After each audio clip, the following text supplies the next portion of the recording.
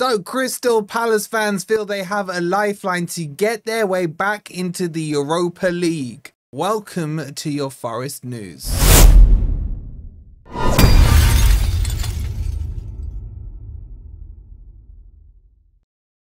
Hi guys, hope you're doing well and welcome to your latest Forest news, where we're going to give you the latest developments in this whole Palace versus Forest saga, Europa versus Conference League. On and on and on it goes. So if you're enjoying the content, please don't forget to hit that like button. Make sure you're subscribed as well if you're new, and come chat in the Discord. So many Forest conversations going on. It's so much fun in there. Scan the QR code or click on the link. It's completely free, so why not do it? Okay, let's jump into the news. So broke last night while we were on Grumpy Old Reds. Go back and watch that if you haven't seen it. I'll leave it on the end screen for you. But there's been this late breaking revelation that's going to save Crystal Palace and get them back into the Europa League. What is it? An email that has gone round. How ironic, we're talking about emails again when Parish hasn't been able to read an email before, and suddenly the ability to read them has magically appeared. So this was broken in the Telegraph, and what they are saying is that certain clubs were told that the March the 1st deadline for basically putting your shares into a blind trust, some multi-club ownership clubs got told, don't worry about it, this ain't really set in stone, and yeah, you can be kind of loose with the deadlines on that. And this has now magically appeared, and Crystal Palace are getting all excited about it. So what does this all mean? Well, let's run through the article quickly. It's a long article, but let's go through the kind of key headlines on it. So as I said, this is in The Guardian. The email that could save Crystal Palace. Exclusive. Clubs were advised that they had much longer to solve multi-club ownership issues than UEFA has claimed. By the way, I've got something to say about that. So it goes on to say that Palace's case to be reinstated into the Europa League has been boosted by the emergence of an email sent last year by the Association of the Clubs that run European football with UEFA. The ECA told several multi-club ownership groups in October that the March the 1st deadline, which has been used to eject Crystal Palace from the Europa League, was not set in stone. In the email, the ECA, which is run by Nasser El Khalifi, said that UEFA would allow outstanding issues to be resolved up to May the 31st. UEFA announced last week that Palace would be demoted. We already know that. And it goes on and on to say some basically stuff about multi-club ownerships, etc. So, key points here that need to be discussed. Firstly, if let's say this magical email that Parish was able to finally read did exist and does exist. And let's say that, okay, cool. March the 1st deadline, you missed it, Parish. You're bad, didn't matter. But it says there that it was extended up to the 31st of March. Last time I checked, John Textor still had his shares in Palace. Secondly, they're saying that this rule was used to eject Palace out of the Europa League.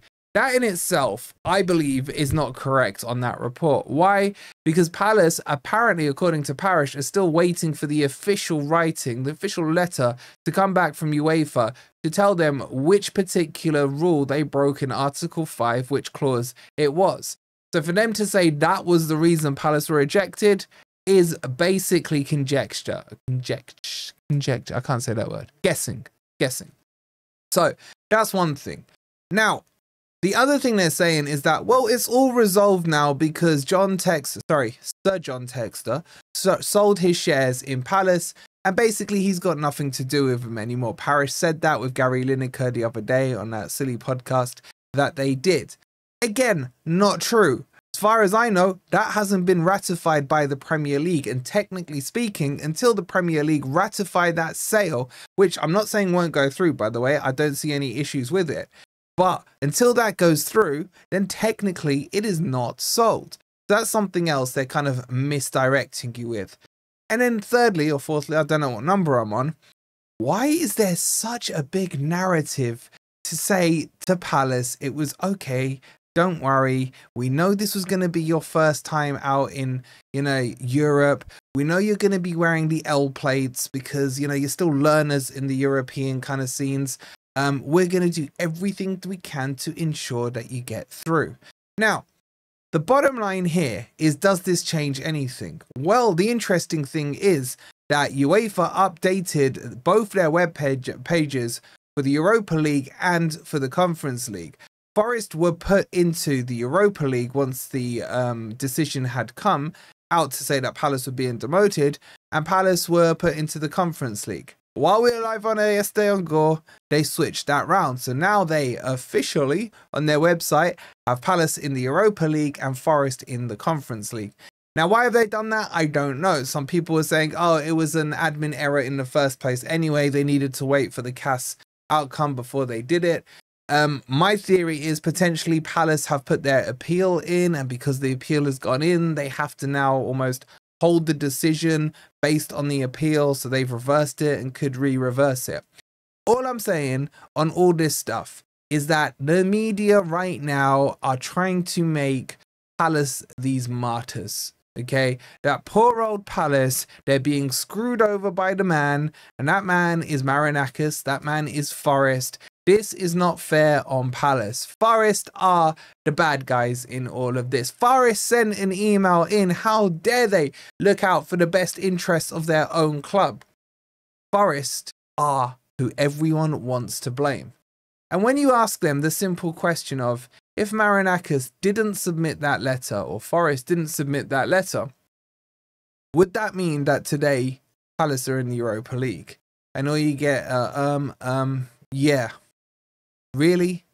So you think UEFA, the body that screwed Forest over after what happened to us with Anderlecht, that took them 100 years to even open an investigation on, they're the ones looking out for the best interest of Forest. They're the ones who won't react to anything happening until big bad boys Forest come along and tell them that.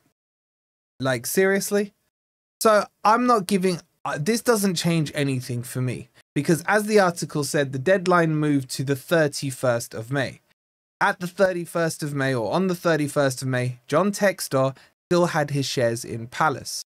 The decision that was made was based on the fact that John Textor had historical shares in Palace during the period in question. And still on the 31st of May, that was still the case.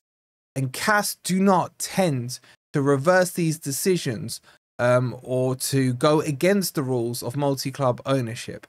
And Palace fans will tell you, we're not part of a multi-club ownership. That's how you're defining multi-club ownership. If you weren't part of a multi-club ownership, then you wouldn't have got kicked out of the Europa League in the first place. So you can define it how you want, but you're not making the rules. Yes, the rules are subjective, but the way they were read in, they classed you as multi-club ownership, if that's what you breached in Article 5. So, strap in. This one's still not done. It should be resolved in the next 7 days, according to what Parish was saying to Gary Lineker the other day. It was like a 10-day turnaround time, and this was out, what, on Monday or whenever it was? So maybe another 5 or 6 days, and we'll see what the outcome is. But Palace fans are getting excited about this. I don't really care either way, man. Both of these competitions for me are beneath us. We should be in the Champions League, but we bottled it. That is on us. If you want to put any blame on Forest, put the blame that Forest bottled the top 5. That's where I stand on it. Get your thoughts in. How do you think this one turns out? Let me know in the comments. Go check out Grumpy Old Reds if you didn't see it from last night. Come join us in the Discord. Scan that QR code, click the link, hit the like, subscribe. We'll see you on the next video. Come on, you Reds.